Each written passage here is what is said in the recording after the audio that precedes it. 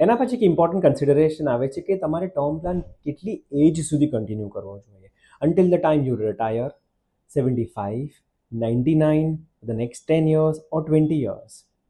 Basically આનો એક simple answer એવો છે કે જ્યાં સુધી તમારી ફેમિલી તમારા પર ફાઇનાન્શિયલી ડિપેન્ડન્ટ રહેવાની હોય ત્યાં સુધી.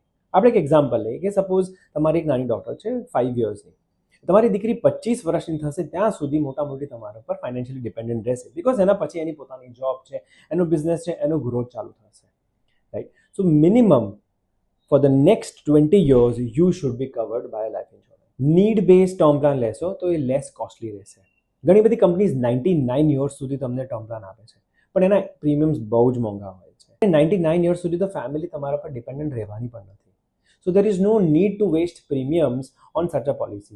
Instead, આ બધા પ્રીમિયમ્સ તમે સારી જગ્યાએ ઇન્વેસ્ટ કરશો તો એનું રિટર્ન સારું આવશે. સો ઇન શોર્ટ, જ્યાં સુધી ફેમિલી તમારા પર ફાઇનાન્શિયલી ડિપેન્ડન્ટ છે ત્યાં સુધીનો ટર્મ પ્લાન તો હોવો જ જોઈએ.